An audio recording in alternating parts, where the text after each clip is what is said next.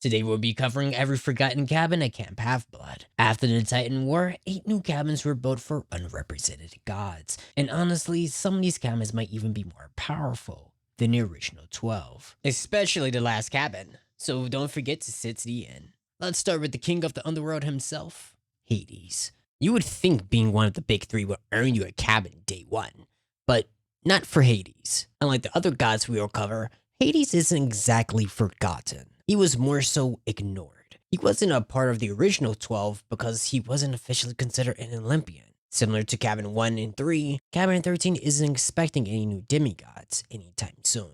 Built by the undead, Cabin 13 looks like a tomb. The walls were obsidian, with a skull hanging over the door. Flickering green lights in the front were torches, lit with Greek fire. Inside the cabin, the first thing you'll notice is there's no windows. I hope whoever stays here isn't claustrophobic. The beds are shaped like coffins, with polished mahogany frames, brass railings with blood red velvet pillows and sheets. There's also a small shrine with bones and juries.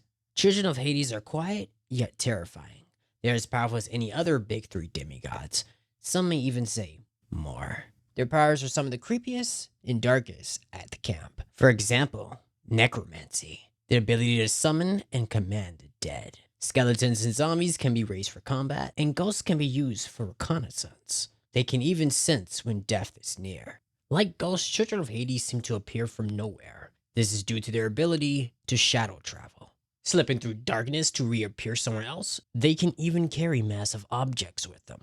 But it comes at a cost. Whether it's large distances or simply overusing this power, can result in either draining them of energy or fading away into nothingness. It should be noted that shadow travel is a form of darkness manipulation, but whether or not their control over darkness extends past mere travels isn't really shown. Now, it's quite possible in any future books they may display a more in-depth look in their shadow or darkness manipulation, but if they ever do, I wouldn't be surprised. So this next ability is quite rocky. Children of Hades have the power of geokinesis, control over the earth. They can raise or sink the terrain, split the ground beneath your feet, and even drag enemies to the underworld.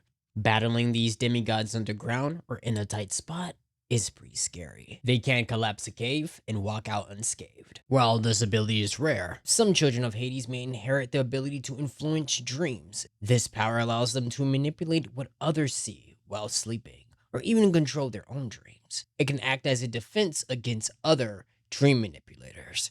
Children of Hades, their presence carries weight. They radiate an aura tied to death itself.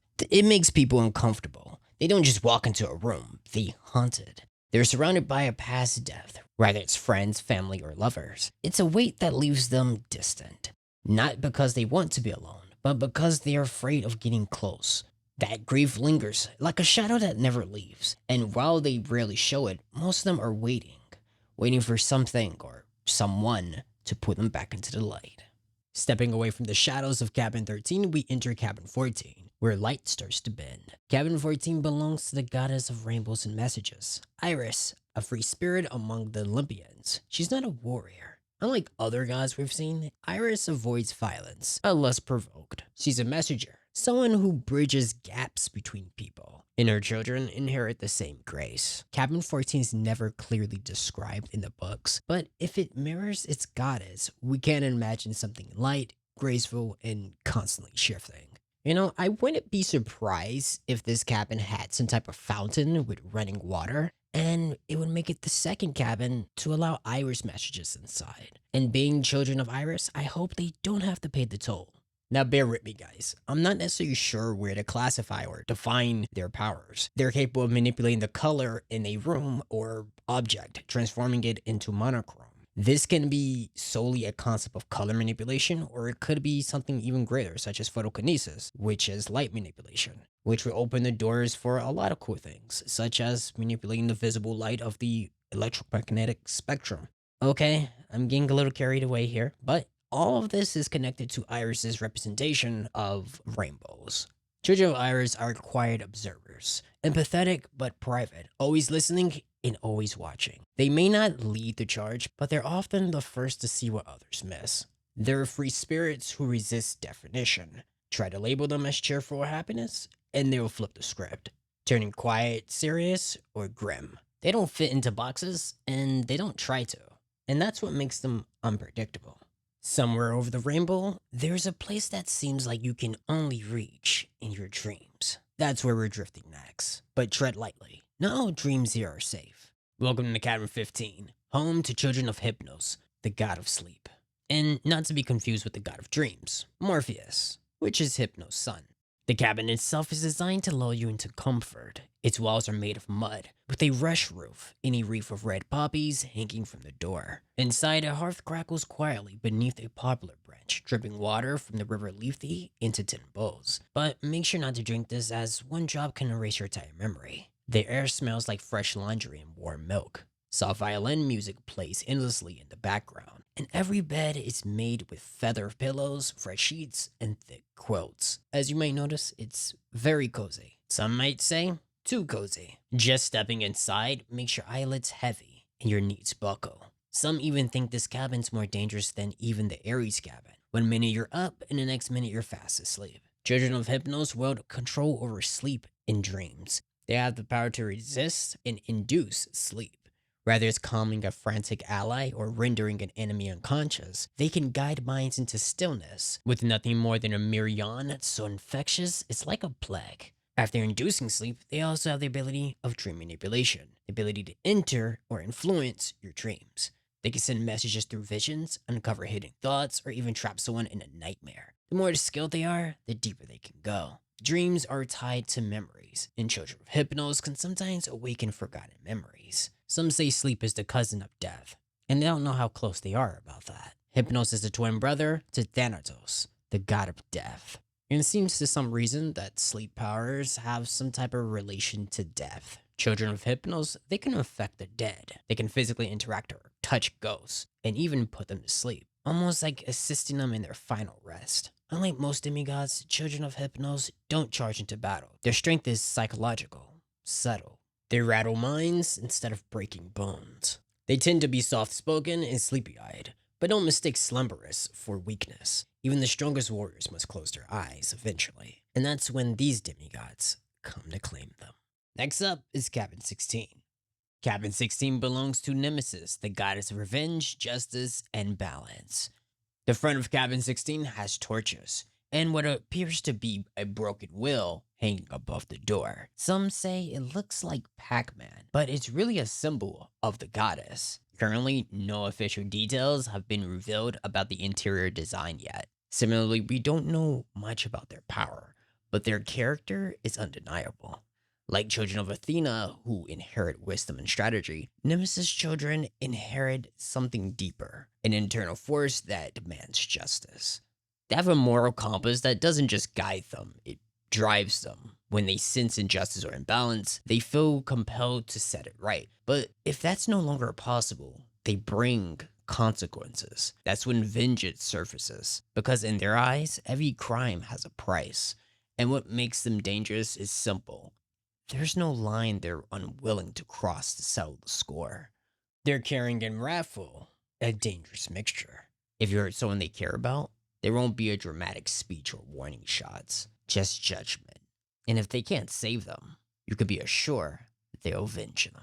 From the hard knocks of judgment, we move into a battlefield where the only verdict is victory. Cabin 17 is home of the children of Nike, the goddess of victory. Cabin 17 was born from the mind of Annabeth Chase. The cabin was originally conceived as 4 standalone mini cabins, each using extra dimensional construction to hold far more than what they appear to. But the small separate design didn't sit well with demigods who wanted their accommodations to feel equal to other cabins. I mean, we just finished an entire war for the same reason, did we not? Now currently it stands as a unified structure, built similar in size to any other cabin, but with the flexibility to split apart or be rearranged if needed. It has a slanted roof, high ceilings, and a sharp modern profile that sets it apart from the average cabin. Its walls are coated with a magical paint from the Hephaestus cabin. You can change the paint color by simply touching the paint, so each section can carry its own unique look. Inside the space, it's all about function and flexibility. There are 4 main sitting rooms, each with cushioned benches that double as beds and hidden storage for weapons and armor. The cabin is lined with a dozen pre-programmed interior decorating schemes that shift on command. One snap, and the bedrooms transform into a gym, a dining room, or a military command center that would even make the Ares demigods proud. It also has a narrow staircase that leads to the loft. In the bathrooms, state of the art. Children of Nike are one of the many non-flashy types at camp. Their strength isn't spectacle, but in spirit. Some might speculate about luck-based abilities, the kind that always seem to put them in a position to win. But whatever theories exist, their true edge is clear: unshakable will. They're constantly motivated, never afraid to struggle, and always willing to put in the work to overcome the problems. The more impossible the task, the more it fuels them. They're the demigods you want on your side because they have no plans on losing. For them, competition isn't just a game, it's life. And if you're standing in their way, they'll make sure you never forget it. With a mindset that refuses to give up, how can you beat that? Winning is fleeting, unless you have the one advantage that time itself can't beat. These demigods run on the power of youth. Cabin 18 belongs to Hebe, the goddess of youth, vitality, and forgiveness. Cabin 18 currently follows the same model as the Nike cabin, and no further detail has been revealed about a unique style yet. Children of Hebe can give Aphrodite's kids a run for their money in the looks department. Their youth grants them not just beauty, but a longer, healthier physical peak. This vitality means quicker recovery, greater endurance, and a kind of energy that can outlast most rivals. Children of Hebe are natural people, drawn to serve and uplift others. They thrive in community, delight in celebration, and carry a charm that has made them some of the greatest chefs, hotel managers, fashion designers, and plastic surgeons. They have a knack for making others feel welcomed and cared for, and their youthful spirit often lingers, no matter how old they grow. And in the right hands, that potential is priceless.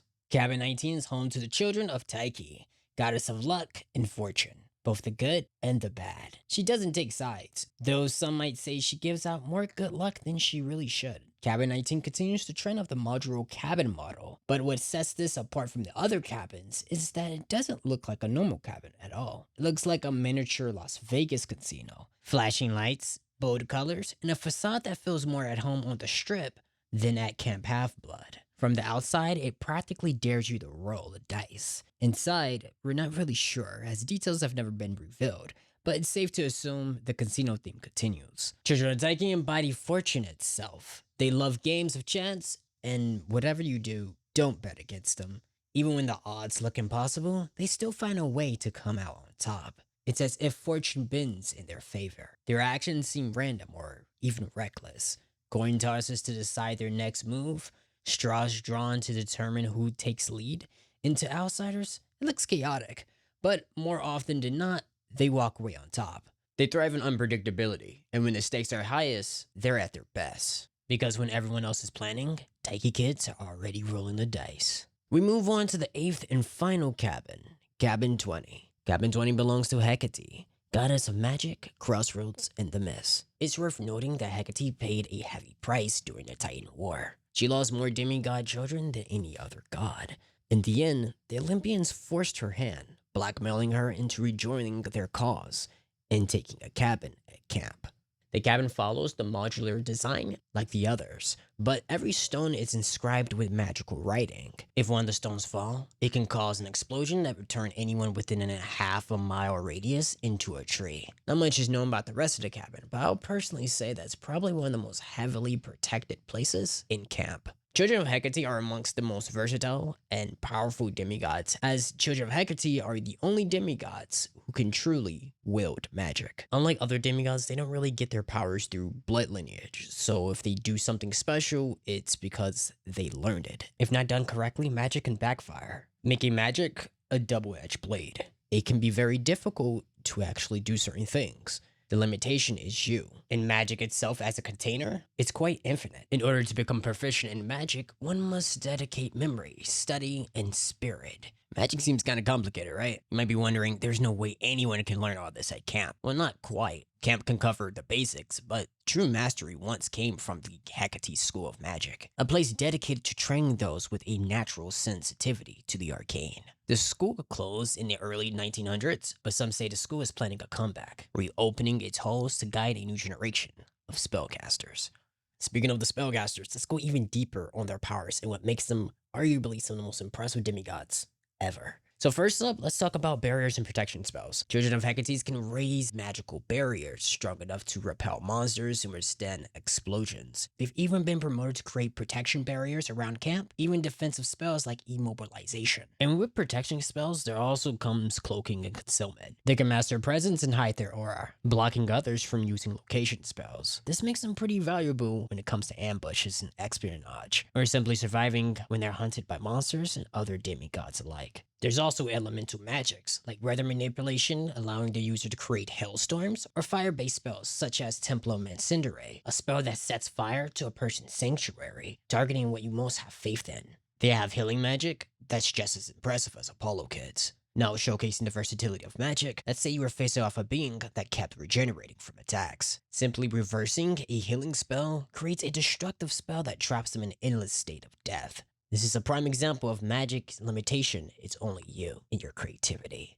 Children of Hades may have a unique power set, but children of Hecate are not far behind when it comes to necromancy. After all, Hecate is also the goddess of ghosts. Her children inherit that dark connection, giving them multiple ways to summon the dead and manipulate ghosts. And then there's also shadow travel. What most don't know is shadow travel is magic. Hecate's children can channel that ability directly, normally helping other demigods travel in emergencies around the camp. So you guys remember Charm Speak, right? The ability to control someone simply with your voice. Charm Speak isn't exclusive to Aphrodite's kids. It's magic. And Hecate's children can learn both how to use it and how to defend against it. It has been shown that Charm Speak can be countered if you know the right spells. Finally, the big one, the Mist. The Mist is the veil hiding the divine world from mortals. Most demigods can be taught to use it for small illusions or disguises, but Hecate children can go deeper. Mist forms are one of the most specialized applications of this. Using mist form cards, Hecate's children can summon beings or objects into the real world. A weapon, a decoy, or even a companion. They can even revert the mist form back into its card form. But if they overuse the card, it will burn up. The mistform cards essentially transform constructs into reality, and this only scratches what the mist can do. At first, the mist reveals its strength through the mind. Skilled users can alter perception and sanity of others, not only making someone look like an old man, but making them feel it in their body and mind. These manipulations go beyond disguises. They warp personal realities. From there, the mist escalates to true reality warping.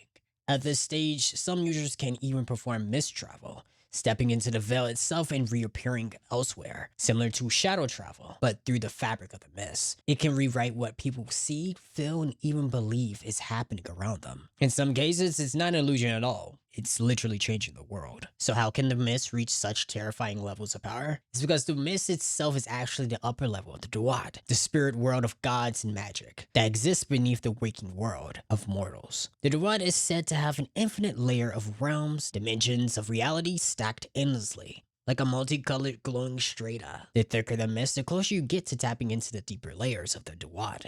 This is why illusions can scale from simple glamours that fool mortals to constructs that trick monsters to reality-bending powers that even affect primordial beings. This is why mist manipulation is one of the most underrated and terrifying powers in the entire series. Children of Hecate are protective, treating their cabin like a coven.